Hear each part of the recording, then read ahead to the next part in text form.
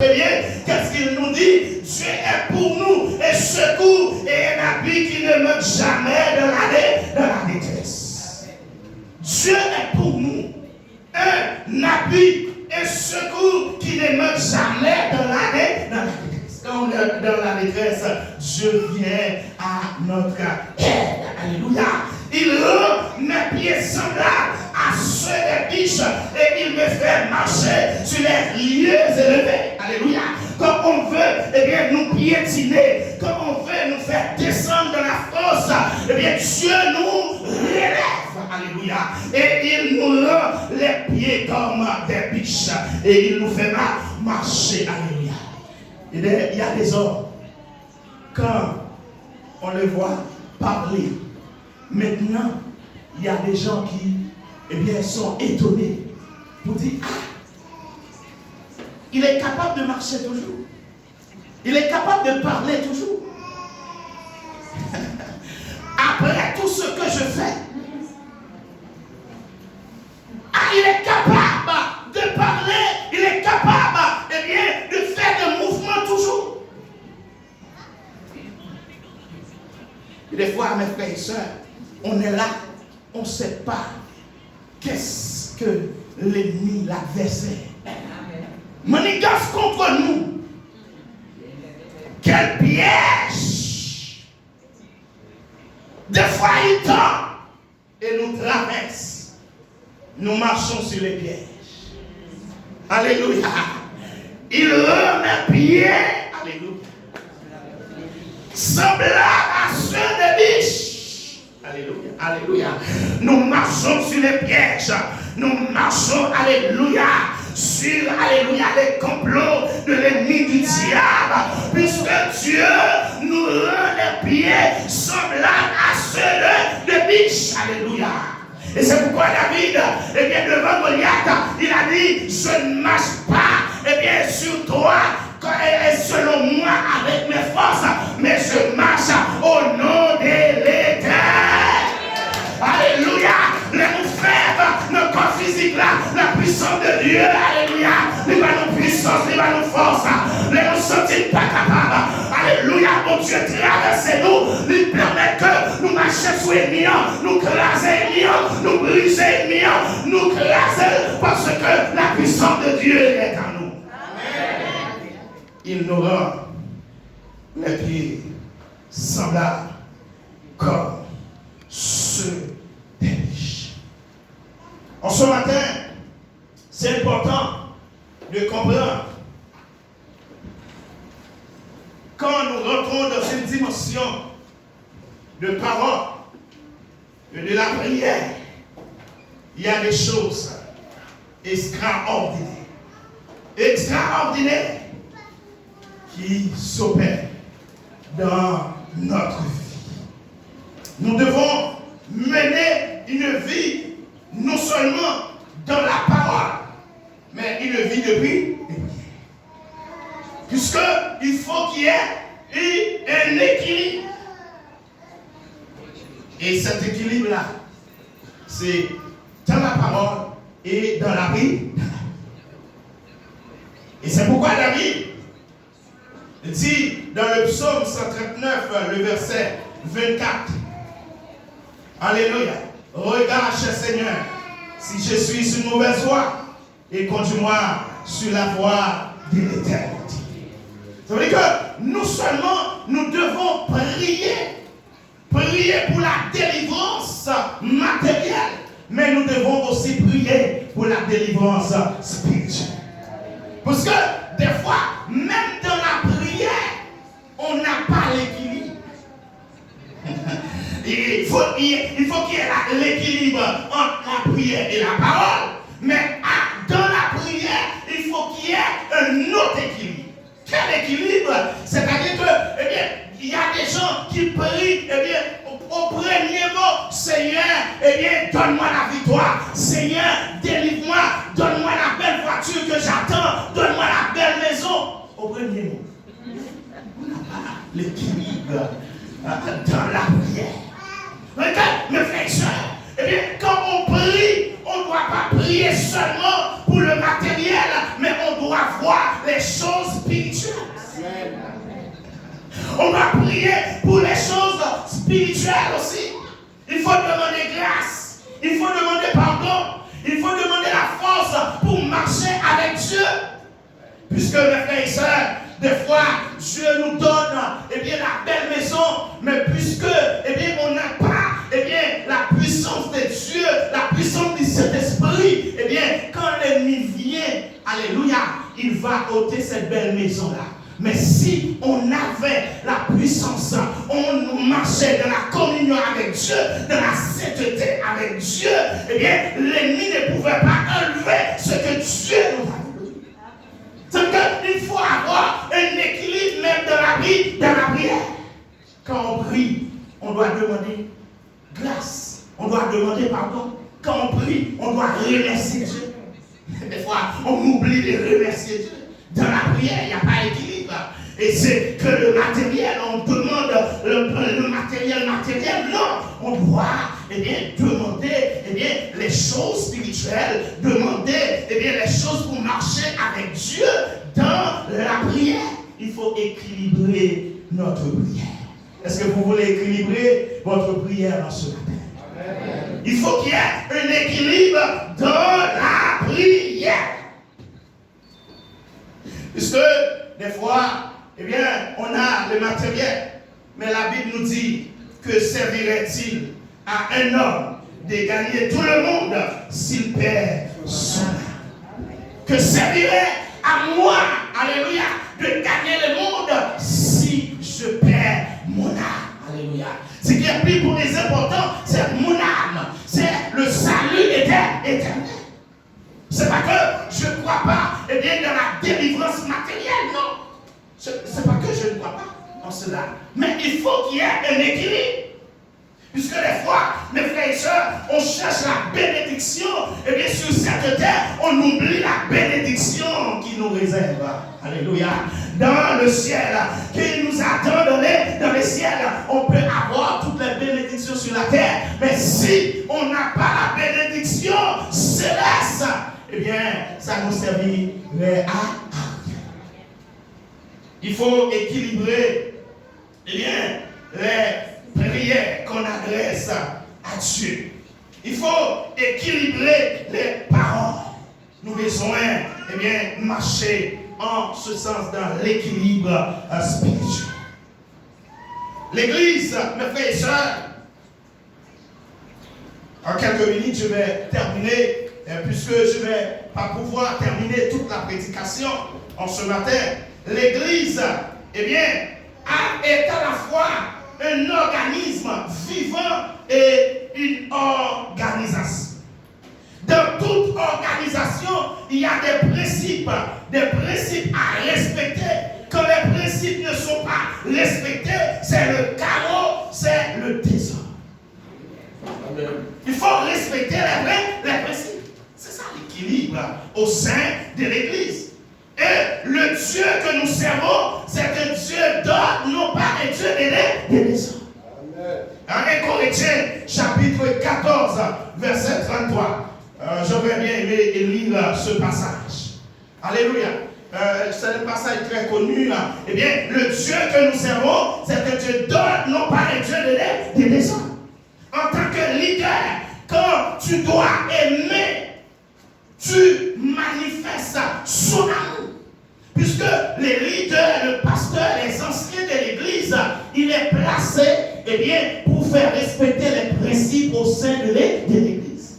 Des fois, on aime plus, on veut chouchouter plus, mais quand on doit corriger, quand on doit reprendre, on ne reprend pas. Mes frères et sœurs, en tant que leader, puisque l'Église, c'est une organisation et les principes doivent respecter, il y a un certain temps, le pasteur, il va être là comme un père pour te chouchouter, mais il y a des fois, il doit te dire, ma soeur, mon frère, la route que tu prennes là, ce n'est pas la route de Dieu, ce n'est pas la gloire de Dieu, il faut changer de direction.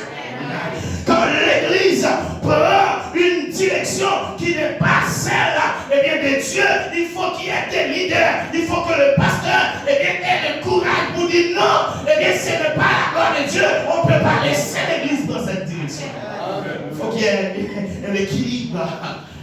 L'amour, il faut qu'il y ait l'amour quand on doit aimer, eh bien, il faut corriger quand on doit corriger, mes frères et sœurs.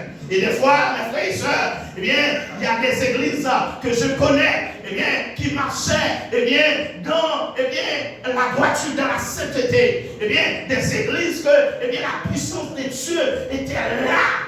Cette église-là, eh bien, quand on rentre, on sent, eh bien, le vent du Saint-Esprit qui souffle. Mais le fait que les leaders, le pasteur, eh bien, il est négligent. Non seulement il est négligent, mais il fait semblant de ne pas comprendre qu'est-ce qui se passe. Là où il doit corriger, il ne corrige pas. Eh bien, qu'est-ce qui va se passer? Satan faufile au sein de cette église. Mais ça, c'est une réalité. Puisque, eh bien, l'église, eh bien, il doit rester dans les principes de Dieu. Et le pasteur, les leaders, les diacres sont placés pour faire respecter ces principes. Des fois, et peut-être, si le pasteur Jacques vient pour corriger, on va dire, ce pasteur-là, il est trop dur. Oui,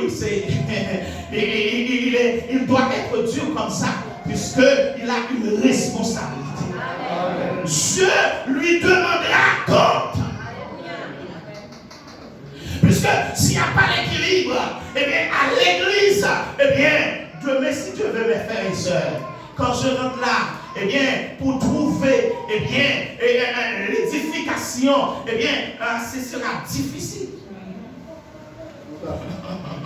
On peut chanter pour chanter, on peut louer pour louer, on peut adorer pour adorer, mais trouver la présence de Dieu, trouver, alléluia, la manifestation du Saint-Esprit, ça c'est une autre chose. Dieu peut écarter de cette église. Et je déclare que la présence de Dieu soit toujours là, alléluia. Que la manifestation du Saint-Esprit soit toujours dans cette église. L'église de Shiva, alléluia. Que la vie de sanctification, que la vie de piété, que la vie de sainteté, alléluia, soit notre partage à cette église. Et en ce matin, je vais exhorter les diacres, les leaders de cette église, particulièrement pasteur Jackie. C'est un homme que j'apprécie beaucoup, qui a beaucoup d'humilité. J'apprécie beaucoup. Et quand on le voit, eh bien, a priori, on voit l'humilité. Ouais. Il faut le dire, on voit l'humilité. Mais je veux l'exhorter, même si on a l'humilité, on a l'amour, la sagesse, ça n'empêche pas de corriger quand on doit le corriger. Amen. Il faut exhorter quand on doit exhorter. C'est ça. Puisque tu as une responsabilité, pasteur Jacques. Je sens qu'il veut que l'église puisse progresser. Je sens ça. Mais il faut que l'église puisse progresser, arriver au stade, à l'extension qu'il désire. Il faut qu'il y ait toujours la présence de Dieu à cette église. Pas dans les 4000, non, mais dans cette église, l'église de Shiva, eh bien, que la présence de Dieu soit toujours là, que la manifestation de cet esprit soit toujours notre bataille. Pourquoi je dis ça? C'est important parce que un jour, cet espace-là serait trop. Donc, tu vas trouver dans un autre endroit, dans les 4000, dans un autre endroit, mais tu seras toujours l'église de Shiva. Alléluia. Ce n'est pas l'espace qui vous fait, alléluia, les enfants de Dieu, alléluia. Partout où vous êtes, vous serez toujours enfants de Dieu, enfants de lumière.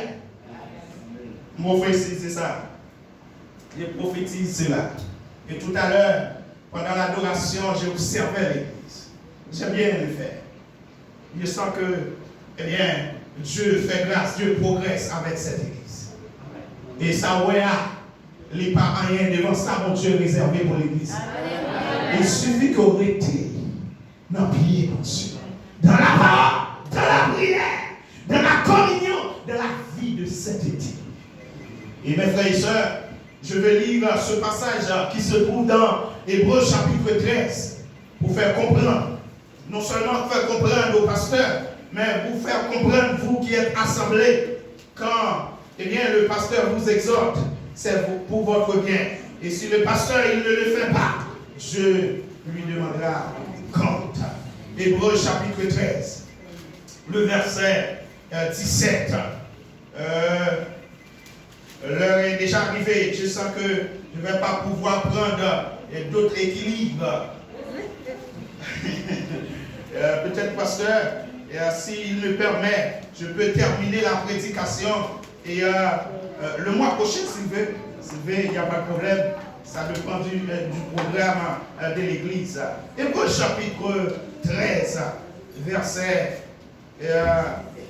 17. Alors, pasteur, c'est à toi de décider. Mais je vais lire ce dernier passage. Il